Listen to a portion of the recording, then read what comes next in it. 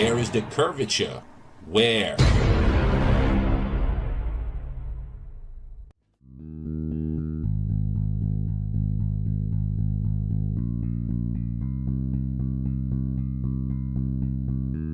The curvature of the Earth eludes us. Either the Earth is much larger in circumference than we are told, or the curve just doesn't exist. People assume that there is a curve, but it's never really been proven beyond a reasonable doubt.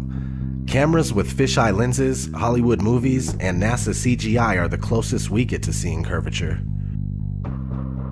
The deception and the lies are just so pervasive, and they're just so deep that I swear it gives me a headache. The surface of water is always level. This is just natural physics. We know this, that water, if unobstructed and uncontained, will flow outwards, finding it the easiest course to maintain its own level, right? So, but the Ball Earth model claims that the oceans are huge 100-mile walls of curved water curving around the ball. That's ridiculous. They say that gravity makes this possible, but you don't see that. You go to the beach and you see a completely flat horizon. You see water just ever so gently coming up on the shore. So there's the pretty blue marble that NASA claims we are living on, with circumference of 24,901 and 3959 radius. So to find the curvature, you take 8 inches times your distance squared. That's 8 inches times your distance squared, and if you don't square the distance, you end up with this, and this is not what NASA has shown us. They have given us a beautiful blue marble that we love. So you get 8 inches for 1 mile, 32 inches in 2 miles, 16.6 feet with 5 miles, so on and so forth. So what I did is I shot this pier, which is in Daytona Beach, Florida.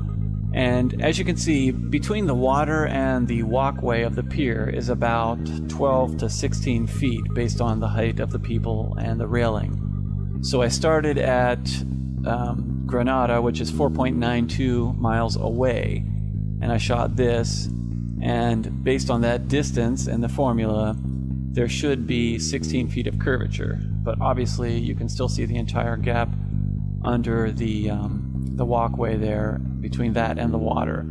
So in addition to that, behind that pier is actually a lighthouse, which you can see right above the pier. You can see the light. That is 16 miles away from my location, and I shot that lighthouse. Now that lighthouse is 175 feet tall, and the curvature from 16 miles away should be 170 feet.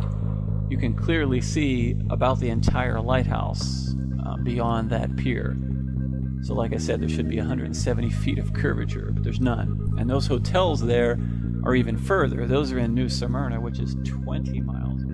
If NASA is right, and there is, we do live on a ball, they're going to have to make up that curvature. If it's not in the 20 miles I'm shooting, well then that means it's got to be made up further on down the line. So you can't have it both ways. You can't say we live on this ball and then say, oh, you can't detect the curvature. Well, you got to detect it somewhere, because if it's not dropping here, it's going to have to drop even more down the lines in order to make that circle, that ball they say we live on. And it's pretty round. That blue marble they give us is perfectly round.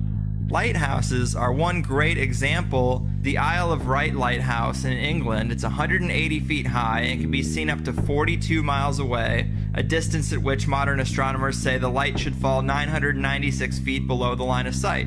Why can you still see it? Another one worth mentioning that people be familiar with is the Statue of Liberty. It stands 326 feet above sea level, and on a clear day can be seen as far as 60 miles away. Now, if the Earth was a globe at the dimensions that they give us, that would put Lady Liberty at an impossible 2,074 feet below the horizon.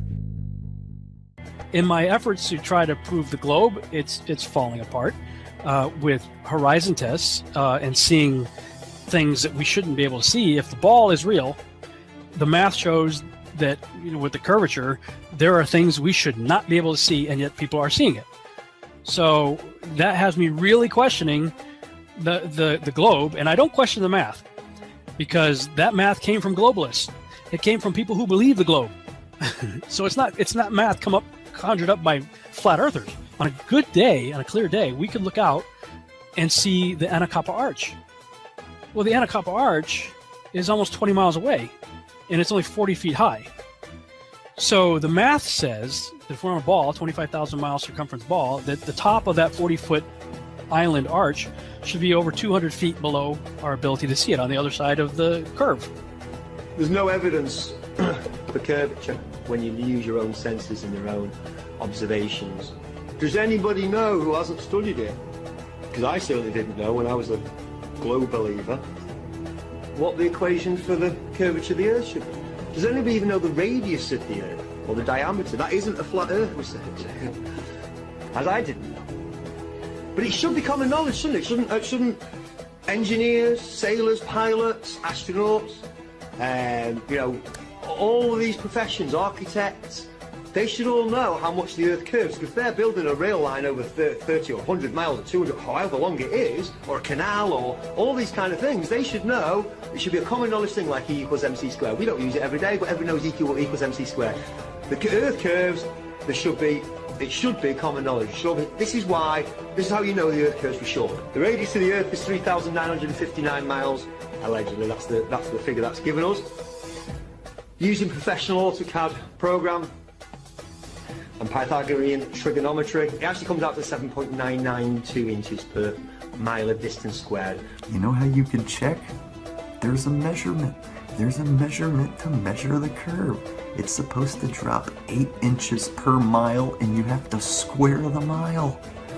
So the first mile, you should feel 8 inches of curvature drop, or you should be able to measure 8 inches of curvature drop. The second mile, now you have to square the mile. So you got 2 times 2, which is 4, times 8, which is 32. So that's 32 inches. The next mile has to drop. And this continues. And at 50 miles, we're at 1,667 feet of drop and curvature. We can see things 50 miles away. 37 miles away, so be behind 900 feet of curve. The CN Tower is 1,800 feet tall. You should be able to see only the top half of that and hardly any of the rest of Toronto. Can we see pretty much the whole skyline there? The Statue of Liberty stands 326 feet tall. It can be seen from 60 miles away, but it should be behind 2,000 feet of curve.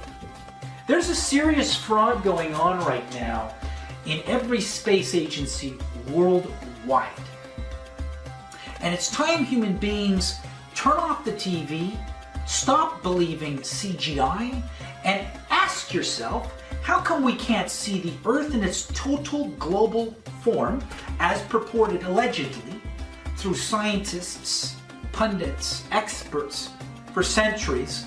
With the camera technology and aerospace technology of today, we cannot have 24-hour surveillance of the weather patterns at a distance forming in the skies of our Earth as a ball. 81 miles away from Genoa, it's the Isle of Gorgona. It's only 70 feet above sea level. I'm not entirely sure how high we are.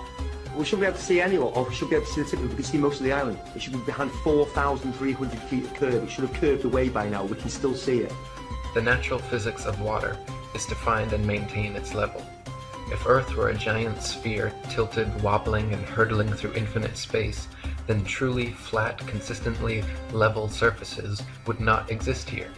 But since Earth is in fact an extended flat plane, this fundamental physical property of fluids finding and remaining level is consistent with experience and common sense.